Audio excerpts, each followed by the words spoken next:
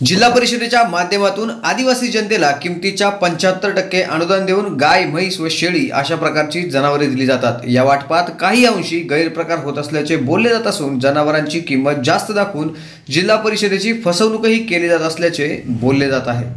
याच बातमीचा आढावा घेतला आहे विघ्नहर टाइम्सचे जुन्नर प्रतिनिधी विजयकुमार साळवे यांनी। एससी आणि एसटी या दोन्ही वर्गाकरता शासनामार्फत शेळ्या त्याचप्रमाणे गाई म्हैस असं वाटप पंचायत समिती जिल्हा परिषदेमार्फत केलं जातं।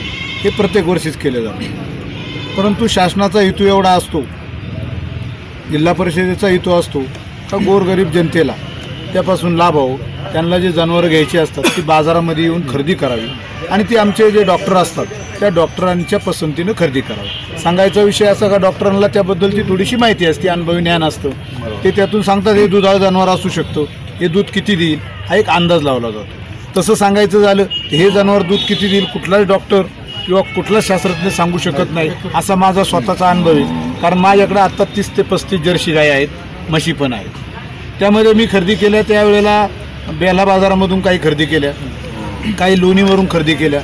त्यामध्ये माझ्याबरोबर सुद्धा माझे डॉक्टर नेले होते, ओळसर पण एक वेळ बाजारामध्ये मी नेले होते, परंतु त्या सगळ्याच्या नजरेतून चुकून आमच्या गायींच्या 2 सड मुके निघाले, म्हणजे ते आता 3 सडातूनच दूध देतात। त्यानंतर काही गायींना आजार निघाले, तो पण डॉक्टर अगोदर सांगू शकत नाही। साधारणतः ज्यांना ते दुधाच्या शिरा असतात ते पाहिलं जाते, 2 सडामध्ये कासमध्ये काय अंतर असतं ते पाहिलं जातं, त्या पद्धतीनं डॉक्टरांचं निरीक्षण असतं। परंतु यामध्ये असं कुणी सांगू शकत नाही का हे जनावर इतकं दूध देईल।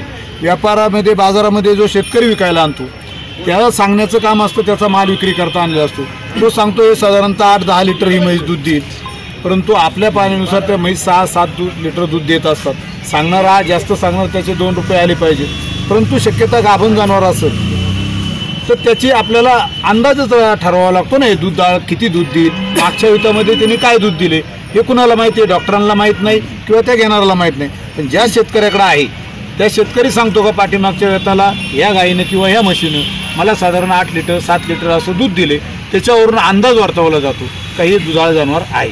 आणि अशी दुधाळ जनावरं या आदिवासी विभागामध्ये वाटण्याचा पंचायत समिती जिल्हा परिषदेचा संकल्प आहे। तरी तो या ठिकाणी बाजारामध्ये खरेदी करावा असं सर्वांनी ठरवलं, कारण बाजारामध्ये खरेदी केलं त्याची पावती लागते आम्हाला।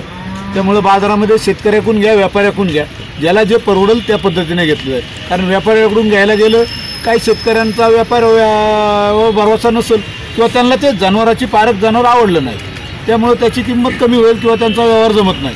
परंतु एखाद्या शेतकऱ्याची एक भूमिका असते, हे जनावर त्याला आवडलं, हे जनावर पुढे टिकाऊ आहे, कवळं आहे, आजार प्रकार असेल तर ते जनावर जास्त किमतीला जातं। तुम्हाला सांगतो पहिला रो असेल दुसरं इथेपर्यंत असेल त्याची किंमत जास्त असते, एक वेळेला ते दूध कमी देईल परंतु त्याचं भविष्यामध्ये त्याची किंमत राहते। आणि एखादं वयस्कर जनावर असेल तर त्याची किंमत कमी होते, ते दूध जास्त देऊ शकतं परंतु त्याची किंमत कमी होऊ शकते। कारण आणि शेतकरी कशावर प्रकार नाहीत का कमी किंमत दिलेली आहे?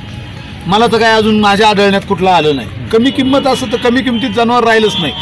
खाटी जनावरं 20,000 रुपयाला जाते, आमच्या जर्सी गाय 25,000 रुपयाला खाट्या जातात आणि चांगली गाई 80 ते 90,000 रुपयाला जाते। साधारणतः म्हशीसुद्धा चांगल्यात चांगल्या 70-80। आपला उद्देश लाभार्थ्यांना चांगल्या दर्जाची जनावरं भेटणे हाच आहे। हो, लाभार्थ्यांचं त्या ठिकाणी नुकसान होता कामा नये। पण तो अशी काही प्रकरणं आपण पाहिलेत की बोगस लाभार्थी असेल उभा करायचा, कुठून तरी त्याच्याच घरची कधी तो जनावर घेऊन येतो, टॅग मारतो, इन्शुरन्स काढून घेतो आणि पैसे त्याच्या अकाउंटला जमा होतात। अशी प्रकरणं आपल्या कानावर आलेली आहेत। असं तुमच्या कानावर काय आहे? नाही, आमच्या कानावर नाही, परंतु असं जर कुठं आढळलं तर आमचे डॉक्टर लोक ज्यावेळेस व्हिजिटला जातात त्यावेळेस आम्ही त्या ठिकाणी चौकशी करणार का बाबा रे तुला मागच्या वेळेस आम्ही म्हैस दिली होती, ती म्हैस आत्ता आहे का, हे आम्ही तुमच्या सांगण्यावरून किंवा तुमच्याकडे जर अशा कुठल्या सूचना असतील तर त्यावर आमचे डॉक्टर प्रतिनिधी त्या तिथं जाऊन त्याची चौकशी करतील।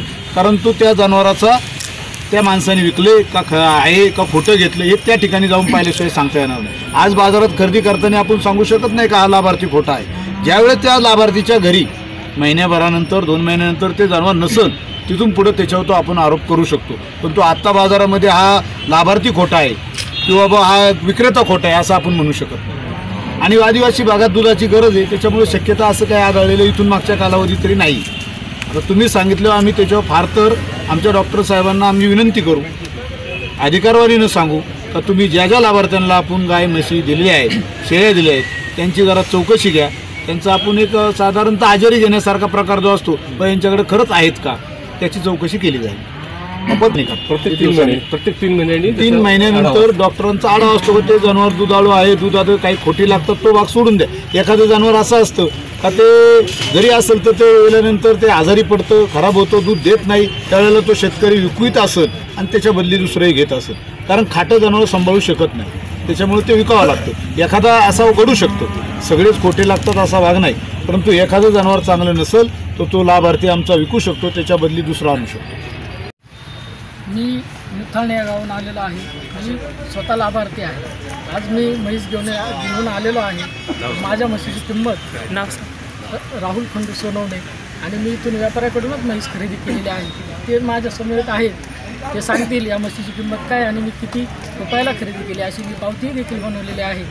पण काही व्यापारी या ठिकाणी येऊन हस्तक्षेप करत आहेत की ही म्हैस 15,000ची आहे, 20,000ची आहे. असं आम्हाला लाभार्थ्यांना त्रास करू नये, अन्यथा आम्ही आमच्या पद्धतीने या ठिकाणी आमचा पवित्र घेऊन आम्ही आमचा पुढचा मार्ग नक्कीच निवडू, एवढंच मी सांगतो. तर मुताळ्यावर आलो आहे. माझं नाव नितीन दामोदर जेटे आहे. मी लाभार्थी आहे म्हशीचा. तर मी म्हैस घेतलेली आहे. तर काही व्यापाऱ्यांचं म्हणणं आहे का की म्हैस 10-15 रुपयाची. तर तुम्हाला असं वाटतं शासन काय आम्हाला असे लाख रुपये देत नाही. शासन आम्हाला फक्त 40,000 रुपये देते आणि ते पण 75% अनुदान 25% आम्ही टाकतो. व्यापाऱ्यांना जर काही वाटत असेल तर आम्ही ते आमची पावती त्यांच्या नाव करतो. 40,000 रुपये तुम्ही घ्या ना, आम्हाला तुम्ही कापण्या म्हशी घेऊन द्या. दुधाळ म्हशी असं काय आम्हाला ते देऊन द्यायचं. आजच्या मागाच्या दृष्टीनं आज शेळीची किंमत घेतली तरी आज 9-10 रुपये शेळीची किंमत आहे. ते 10-15 म्हणजे उगाच काहीतरी गोरगरिबांना त्रास द्यायची कामं चालू आहेत. तर मीडियाला माझी विनंती आहे काय तुम्ही पण याचं काही दखल घ्या आणि जे बाकीच्या जे लाभार्थ्यांना त्यांना त्याचा न्याय मिळवून द्या. धन्यवाद. डॉक्टरांचं काय म्हणणं आलं? नाही, आम्ही म्हैस खरेदी केल्यानंतर डॉक्टर यांचं म्हणजे देणारं घेण्याचा आणि डॉक्टरांचा कुठलाही प्रॉब्लेम आहे व्यापाऱ्यांचा. ते काय असेल ते त्यांना माहीत असेल. पण आम्ही पण योग्य तो भाव दिला आहे आणि योग्य तीच म्हैस घेतलेली आहे. आम्हाला पण त्याचा अनुभव आहे. आम्ही पण शेतकरीच आहेत. पावती डॉक्टर देतात का कृषी उत्पन्न बाजार समिती? बाजार समितीने तुम्हाला पावती दिल्यानंतर डॉक्टर ते मान्य करतात ना? हां, मान्य करतात. काय आहे म्हशीच्या जे गावरान म्हैस घेतली तर काही 40ला मिळतात, काही 50ला मिळतात. लाख रुपयापर्यंत म्हशीची किंमत आहे. या ठिकाणी जुन्नर तालुका कृषी बाजार समितीमध्ये या ठिकाणी म्हशींच्या बाजारामध्ये या ठिकाणी खरेदी चालू झालेली आहे. पंचायत समितीमध्ये काही लाभार्थ्यांनी प्रकरणं केली होती आणि त्या माध्यमातून त्यांना प्रकरणं मंजूर झालेले आहे. शासनाचा निकष आहे की ते बाजार समितीमध्ये खरेदी झाली पाहिजे आणि त्याप्रमाणे सगळे शेतकरी जे लाभार्थी आहेत त्या या ठिकाणी उपस्थित झालेले आहेत आणि आमच्या भागातील आणि काही आजूबाजूच्या भागातील शेतकऱ्यांनी या ठिकाणी म्हशी विकण्यासाठी आणलेल्या आहेत. या ठिकाणी म्हशीची किंमत ही 40,000 रुपये पाहिजे आणि शासनाचं अनुदान हे 75% आहे.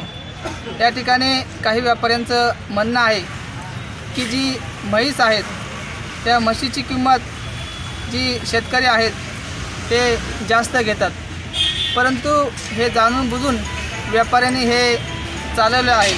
त्यांचं असं म्हणणं आहे की आमच्याकडूनच खरेदी केलेली आहे, परंतु आमच्या भागातील काही आदिवासी भागातील माणसं असतील त्यांनी या ठिकाणी म्हशी विकण्यासाठी आणलेल्या आहेत. साहजिकच आपला माणूस आपल्या माणसाकडं म्हशी खरेदी करण्यासाठी जात असतो. हे त्यांना काही रुचत नाही, त्यामुळं कदाचित त्यांच्या पोटामध्ये दुखत असेल. या ठिकाणी सर्व व्यापाऱ्यांना माझी विनंती आहे की ज्यांना जिकडं परवडेल त्या ठिकाणी तो म्हशी घेईल, परंतु आपण असं कोणत्या प्रकारे या ठिकाणी या गरीब आदिवासी शेतकऱ्यांना अनुसूचित जाती असतील, जमाती असतील यांना खऱ्या अर्थानं त्रास देण्याचं काम करू नये. ज्यांना जिकडे परवडेल तिकडे तो व्यक्ती म्हैस खरेदी करेल. या ठिकाणी आपण बघत आहात की आपण सर्वांनी या ठिकाणी ज्या म्हशी बाजारामध्ये आहेत त्या म्हशीची किंमत हे डॉक्टर ठरवणार आहेत. जर डॉक्टरांना वाटलं की म्हैस 40,000ची नाही तर तसं ते बिल देणार नाही. परंतु डॉक्टरांना वाटलं हे 40,000चे आहे, 45,000चे आहे, 60,000चे आहे, त्याप्रमाणे ते बिल देतील. या ठिकाणी जे लाभार्थी आलेले आहेत, आदिवासी भागातून जे शेतकरी आलेले आहेत, खऱ्या अर्थानं त्यांना त्रास देण्याचं कोणी काम करू नये. जर आपण त्रास देण्याचं काम करत असाल तर आम्हीसुद्धा आमचा पवित्रा या ठिकाणी दाखवून देऊ. या ठिकाणी सर्व आलेल्या मीडियांना मी खऱ्या अर्थानं तुम्ही धन्यवाद देतो की तुम्ही या ठिकाणी आलात आणि आम्हाला या सहकार्य करता. त्याबद्दल आम्ही तुमचं हार्दिक अभिनंदन करतो. वीतच झालेली आहे, एखादं वीज झालेलं आहे म्हणजे ते दुधात आहे, दुधाळ जनावर आहे. ते असं नाही की ते म्हणजे वाहनच आहे वगैरे, असं नाही, म्हणजे दुधात आहे असं म्हणजे कशाला पाहिजे. लागलेलं असलं चालते, दुधात असलं तर चालतंय आणि त्याची हिस्ट्री चांगली असली पाहिजे, त्याचं अगोदरचं दूध चांगलं असलं पाहिजे, हिस्ट्री असली पाहिजे. आणि ज्यावेळेस आता त्याला घेऊन येतो तो विकायला, त्याला सांगितलं की जनावर लागलेलं आहे, 2 महिन्यापासून त्यांनी दूध दिलेलं नाही, तर हे प्रकरण योग्य ठरतं का? 2 महिन्यापासून लागलेलं आहे असं जर म्हणलं असेल तर जर खात्रीशीर असेल किंवा डॉक्टरांनी तपासून पाहिलं असेल, डॉक्टरकडे हिस्ट्री असेल तर ते लागलेले आहे. डॉक्टर जनावर त्या लाभार्थ्याला देणं योग्य आहे का? हो, ते जनावर समजा आपण योग्य ठरवलं, दुसरं जनावर काय तुमची जबाबदारी काय? असं प्रकरण घडून गेलेलं आहे, असं घडून गेलं असेल, त्यांना अजून बिल वगैरे मिळाले नसते तर मिळालं, बिल मिळालं, पैसे मिळाले, नाही दिलं तर अद्याप या संदर्भात जबाबदारी काय आपली? आम्ही त्या फायनल बघतो ना, त्यात डॉक्टरचं सर्टिफिकेट आहे का, हे इंडियन व्हेटरनरी काउन्सिल ही त्यांना रजिस्टर दिलेले doctor, graduate doctor, registration number असलेले डॉक्टर जे क्लास 1 आहेत आणि जे की श्रेणी 1च्या दवाखान्याला असतात, तेच डॉक्टर त्याला सर्टिफाय करू शकतात आणि त्यांना ऑथॉरिटी आहे. शासनाचं नुकसान ज्या अर्थी त्या डॉक्टरांनी त्याला सर्टिफाय केले, त्या पर्टिक्युलर एरियातल्या डॉक्टरांनी, ज्यांच्या एरियातले ते जनावर आहेत त्यांना ते वाटप होणार म्हणजे लाभ मिळणार आहे, त्या डॉक्टरांसाठी बिल असेल तर त्याला आम्ही इन्शुरन्स त्यांनी बिल सादर करण्याच्या अगोदर इन्शुरन्सची पावती असली पाहिजे. फॉर एक्झाम्पल हे पण आता तिचे 4 सण आहेत, चारीचे चारी कार्यरत आहेत का किंवा एखादं फेल गेलं आहे का, याच्यावरून पण ते दूध समजा कमी झालं असं, मागच्या वेळेस त्यांनी दिलं असेल, त्यामुळे ते 4ही सण चांगले आहेत, पूर्ण कास्ट ओके आहे आणि त्याचे काही क्रायटेरिया असतात, शेप कसा असावा, हे कसं असावं, ते कसं असावं, हां, आणि त्याची जी व्हेन असते ना, मिल्किंग व्हेन, ती कशी असावी, हे सगळ्या गोष्टी डॉक्टर दुधाळू जनावर असावं, म्हणजे जे की पहिलं दूध देत होतं आता प्रेग्नंट आहे नंतरही दूध देईल अशा प्रेग्नंट